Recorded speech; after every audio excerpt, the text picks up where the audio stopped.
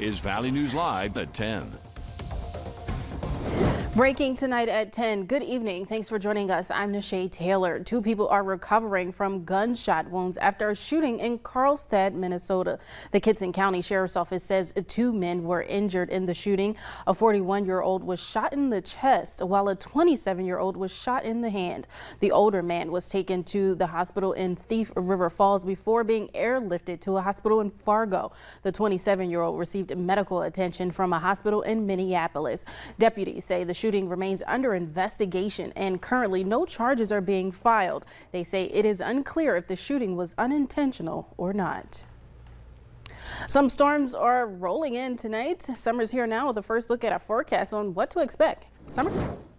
Yeah, that's right, Nashay. And thank you all so much for joining us on this Saturday night. Some storms are currently off to the west. They will be moving in, but hopefully you enjoyed a glorious day today. Temperatures were in the 70s and even some mid 80s. High temperature of 84 in Fargo, Grand Forks, and down in Wahpeton. 80 in Thief River Falls, 81 in Minoan. But the hot spot today, Fergus Falls, 86 degrees. Right now, temperatures are cooling back into the 60s and 70s with increasing clouds and those rain showers and even some thunderstorms moving in through central Minnesota, or South Dakota rather, about to make their way into the North Dakota, South Dakota border, and a few rain showers and a few thunderstorms in southwestern North Dakota. We do have a first alert weather day for tomorrow and Sunday, but we could see an isolated strong to severe storm overnight tonight and into the early morning hours in the far southern valley with hail up to 1 inch in diameter and wind gusts to 60 miles per hour.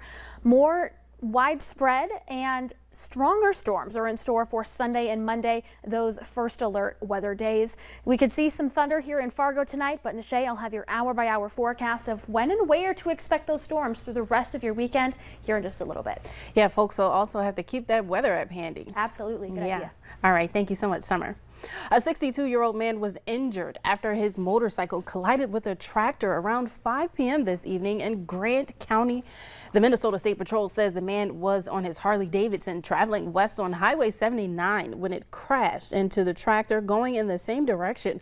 The motorcyclist suffered non-life-threatening injuries and was taken to a nearby hospital. The 25-year-old driver of the tractor was not harmed. And tonight, 1 woman is dead following a train versus vehicle crash that happened near Warroad, Minnesota this morning. The Roselle County Sheriff's Office says they got the call around 8 a.m. this morning. The crash happened near the intersection of County Road 134 and Highway 11. They say the woman was in the vehicle, but she died on the scene. Her name has yet to be released pending the notification of her family. Stay with Valley News Live as more details become available. 1 person is hurt after a semi overturned on I-94 near Jamestown this afternoon. Authorities say the semi hauling a trailer was heading west on the interstate when the 67-year-old driver from Nevada fell asleep. She then overcorrected, causing the large vehicle to flip onto its side. The semi blocked the intersection, causing the westbound lanes to close for an hour. The driver was taken to a local hospital to be treated for her injury. She was also cited for care required. And 2 inmates were apprehended after escaping from a minimum security prison in Bismarck last night. A North Dakota Highway Patrol spokesperson says they apprehended Jonathan Hoffman and Alexander Meyer around 2 p.m. today.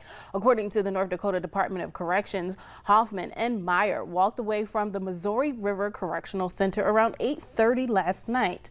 Hoffman is serving a sentence for burglary and other charges out of Stutsman County, while Myers was serving a few charges out of Cass County. It's not known if they will face additional charges. For lake goers, Memorial Day weekend goes in hand with the kickoff of boating season. Hopping on the boat is exciting, but to keep it fun for everyone, there are some rules the Becker County Sheriff's Office is asking you to follow just to stay safe. Valley News Team's Alex Larson has more. I like getting to go outside and soak up the vitamin D from the sun. Memorial Day weekend through the summer is an extremely busy time for Lakes Country. And after the winter we had, many are excited to get back on the water with friends and family. My favorite part is going swimming and building sandcastles. Spending time with my friends because I'm so busy during the school year. I don't have time to hang out with them, but now I do. That's what I like about summer. That it's hot out. enjoying time with the family and friends and the get-together and the camaraderie and, enjoying the sun. But Becker County Sheriff Todd Glander says there are lots of people out on the water, and one of the most important parts of summer fun is staying safe. Around here, weather can come up pretty fast, and you don't want to be on the water during a storm. You want to be well off. Let someone know where you're going and when you expect to be back.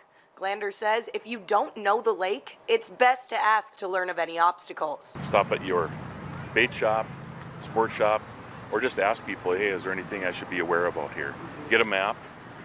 There's a lot of different apps you can put on your phone that shows lake contour. Staying sober is also a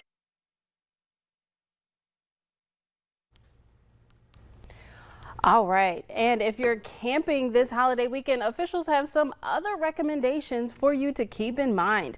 Authorities recommend keeping campfires small at your campsite. They add people should have proper equipment on hand to control the fire. Campers should also avoid driving through dry grass. A lot of times when people are getting into the outdoors, they're bringing their equipment with them, their recreational vehicles. So, if you're towing something, it's always good to make sure that your tow chains aren't dragging. Make sure those are up. A warm vehicle exhaust in dry grass can be enough to start a fire. Later on Valley News Live at 10, a 315-mile trek raising awareness for veterans' mental health ended in Moorhead today. And with so many people out and about over this long holiday weekend, keep an eye on the skies. First alert weather day for Sunday and into Monday, your Memorial Day. Download that Valley News Live weather app. We have hour-by-hour details for your exact location to time out those storms for wherever you may be or where you're headed. We'll have hour-by-hour details next.